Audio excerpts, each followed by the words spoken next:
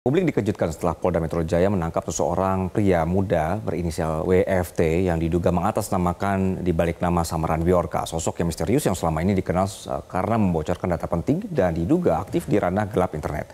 Penangkapan ini membuka babak baru dalam dunia kejahatan siber sekaligus menunjukkan betapa rentannya data pribadi di era digital. WFT, pemirsa, dia adalah pria berusia 22 tahun berasal dari desa Totolan, Kecamatan Kakas Barat, Minahasa, Sulawesi Utara. Dalam konferensi pers, polisi menyebutkan bahwa akun X atau sebelumnya Twitter @Bjorka dan Bjorkanesia dikendalikan oleh WFT sejak 2020 tanpa ada pihak lain yang secara terbuka mengklaim nama ini. Namun polisi sampai sekarang masih mendalami apakah WFT ini benar-benar identik dengan sosok Bjorka atau mengatasnamakan Bjorka yang selama ini dikenal sebagai buronan digital dalam kasus kebocoran data.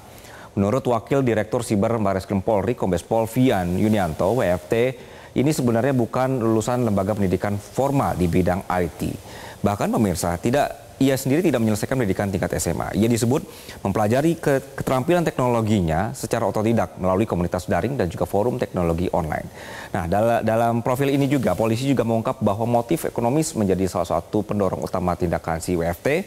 Hasil kejahatan siber diduga ia gunakan untuk kebutuhan pribadi dan juga membantu keluarganya.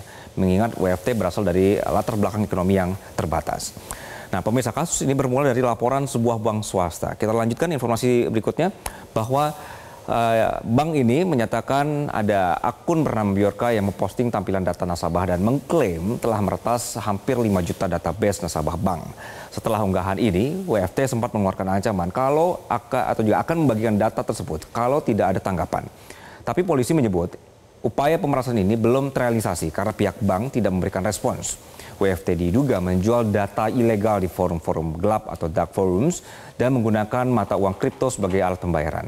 Ia juga disebut beberapa kali mengganti username alias dari Bjorka, kemudian ganti jadi Skywave, kemudian ganti lagi ke Shiny Hunter, sampai Opposite 6890 demi mengaburkan jejak dan menghindari pelacakan dari pihak polisi. Dalam penangkapan, polisi mengamankan sejumlah bukti digital berupa komputer, ponsel, jejak akun nasabah, serta tampilan data yang memposting sebagai bukti akses ilegal dan manipulasi data. Kini WFT ada jeratan pasalnya, pemirsa, yaitu adalah pasal mengenai Undang-Undang ITE dengan ancaman pidana maksimal 12 tahun penjara. Kita lanjutkan. WFT ini memakai akun X untuk mengunggah sampel data hasil akses ilegal, sekaligus mengumumkan klaim peretasan sebagai tanda kekuatan di hadapan publik dan juga target lembaga. Jadi ia memanfaatkan forum dark web termasuk dari dark forum sebagai marketplace data dan titik pertemuan antara pembeli dan penjual data ilegal. Transaksi berlangsung memakai mata uang kripto agar lebih sulit dilacak oleh aparat penyidikan. WFT rutin sekali lagi tadi mengganti aliasnya, kemudian mengganti atau juga memakai email dan nomor telepon berbeda-beda.